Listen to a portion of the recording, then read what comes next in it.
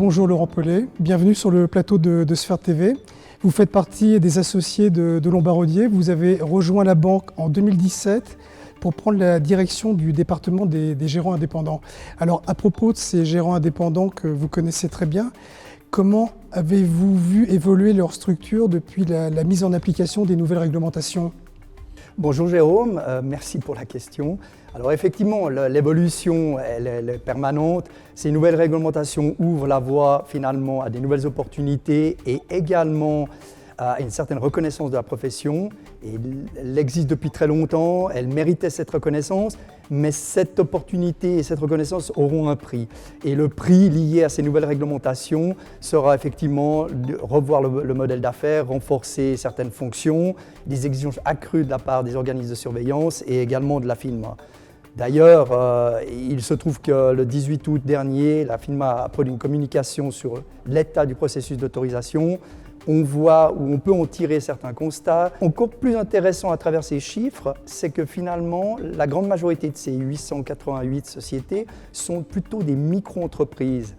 Alors, ça pourrait surprendre toute une partie d'acteurs qui ont prédit, pas nécessairement avec les nouvelles réglementations, mais également par le passé, la disparition des petits gérants indépendants.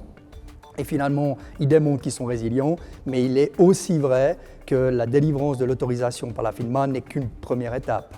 Quelles devraient être, selon vous, leurs priorités sur le plan opérationnel ? Alors, tout d'abord, ce qui est le plus important, c'est qu'ils vont devoir de toute façon continuer à revoir le modèle d'affaires, si ça n'a pas déjà été fait.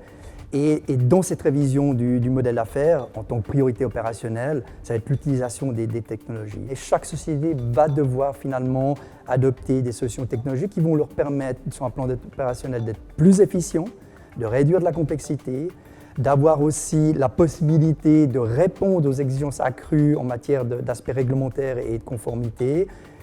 Dans les solutions technologiques sur un plan opérationnel, il y a évidemment les PMS, les solutions de Portfolio Management System. On sait qu'aujourd'hui, largement une petite minorité d'acteurs ont adopté un PMS. Il va falloir accélérer cette adoption pour pouvoir justement rendre le modèle d'affaires beaucoup plus efficient. Vous proposez différents services aux gérants indépendants. Depuis votre arrivée, comment avez-vous fait évoluer votre offre à leur attention ? Notre maison apporte une grande attention à l'innovation et à l'évolution de la technologie déjà dans un premier temps.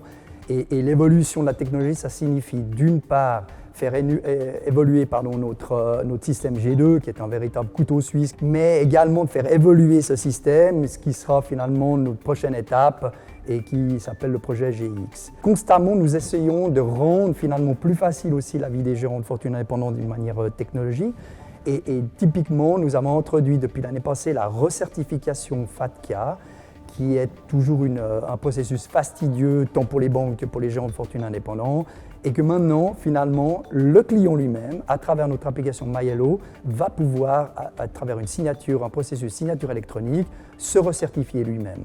Et nous allons continuer dans ce domaine, nous avons encore plein de projets. Ça, c'est la première partie de l'offre. Après, il y a la partie de l'offre, je dirais plutôt financière ou investissement. Et là, on continue aussi à faire évoluer notre offre en matière d'investissement durable, puisque nous pouvons les aider effectivement à répondre à certaines préférences de leurs clients, qui vont s'accentuer sans aucun doute dans le futur, mais également dans les offres d'actifs privés, et in fine aussi d'une manière générale aussi répondre à des besoins Wealth Tax Planning qui vont aussi également augmenter dans le futur.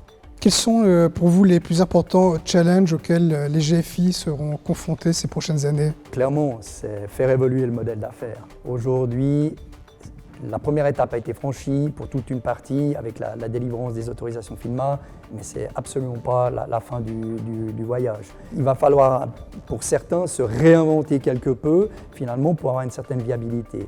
Alors, il y a différentes manières de le faire. La première manière, c'est effectivement de rendre beaucoup plus efficace son système, et on revient sur l'adoption des technologies qui seront incontournables.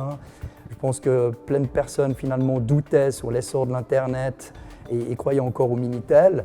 Puis maintenant, plus personne ne peut se passer d'Internet. Finalement, les nouvelles technologies pour les gens indépendants vont suivre le même chemin. À un moment donné, ils devront finalement accepter qu'il ne s'agit plus d'un trend, mais d'une réelle nécessité pour adopter, que ce soit une intelligence artificielle, la blockchain ou autre finalement solution technologique, pour réduire encore une fois leurs coûts et rendre un modèle d'affaires qui soit pérenne sur les années à venir. Merci Laurent, merci de nous avoir rejoints pour cette nouvelle émission de Capsule et j'espère avoir très bientôt l'occasion de vous y revoir. Merci Jérôme, merci.